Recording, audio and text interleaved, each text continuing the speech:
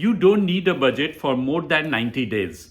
If you are just starting to take control of your finances, or if you are a new immigrant who has immigrated to the US and trying to set up your financial flow, then this video is for you. First of all, I am a financial coach. I moved to the US in 2017 and set a target for becoming a millionaire in less than 10 years. In about 5 to 6 years, I have almost reached that goal. And so I started helping people with my process of setting up a financial flow.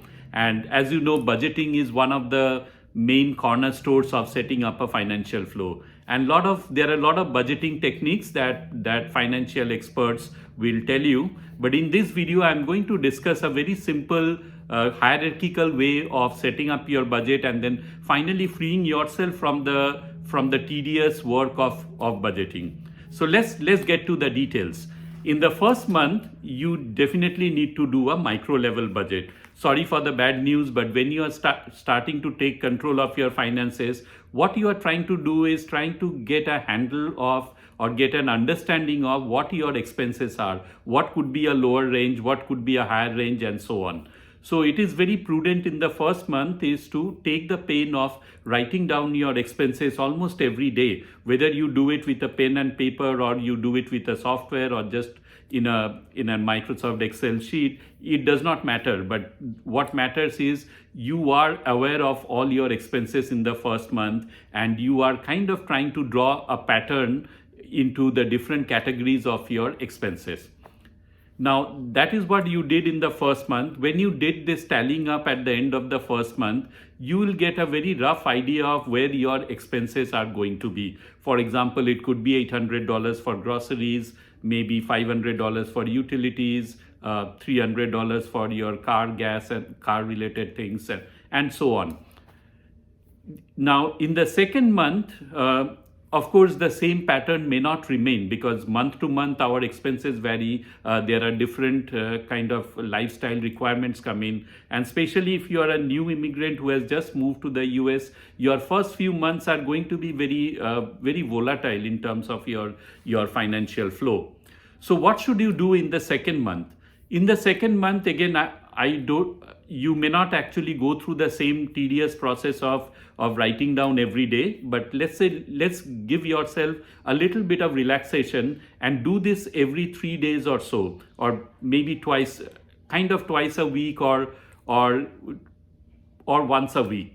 And when you do this, don't write down each and every kind of fractional details of the expenses. Try to do a mental accounting. For example, in the last 3 days, if you had spent $53.88 on groceries and then the next day $21 and the following day about $12, if you just mentally add these up and round it, you say, okay, in the last 3 days, I've spent about $100 in groceries. Similarly, something for my car and so on.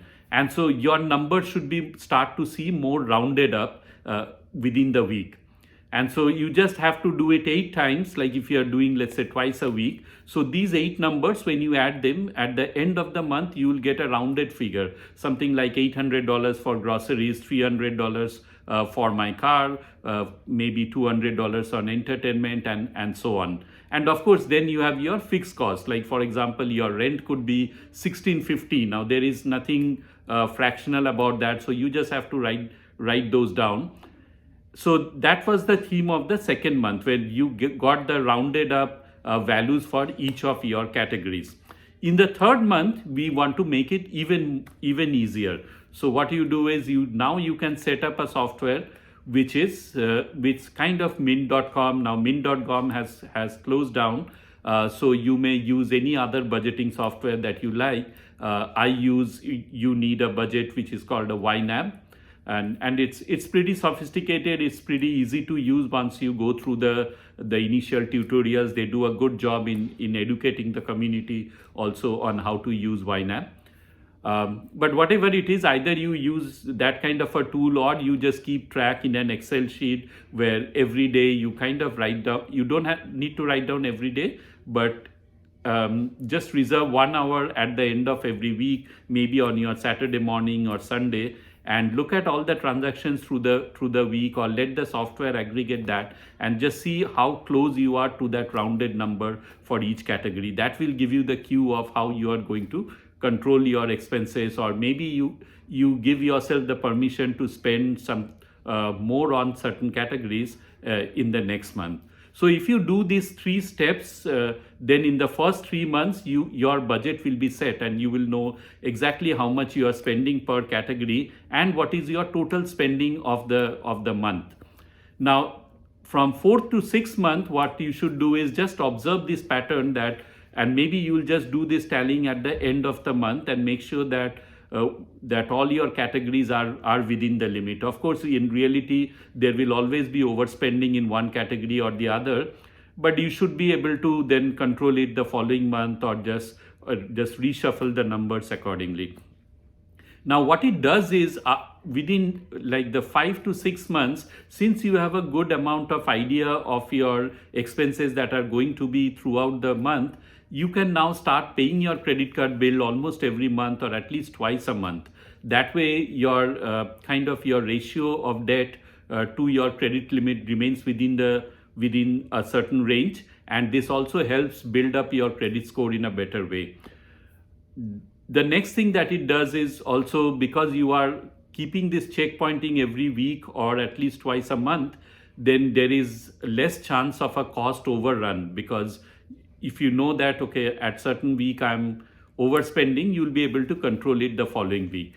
And then finally, at the end of 6 months, what you can do is just set up that those automatic transfers to your credit card, to pay your credit card automatically, to if you want to, let's say, save 10 to 20%, which you should, by the way, you should set up those auto transfers very confidently, because you now know what is your spending. Maybe you're spending 50 to 60% of your take home pay, so the rest 40% can go into meeting your other financial goals. So hope you like this video. Please click the like button below and subscribe to my channel. That way YouTube will show these videos to other newcomers or other new immigrants, or whoever is trying to take control of their finances from the starting. This process I call is financial reboot. So thank you very much for listening, and have a successful financial reboot in just 3 months, and leave budgeting forever from your life. Thank you.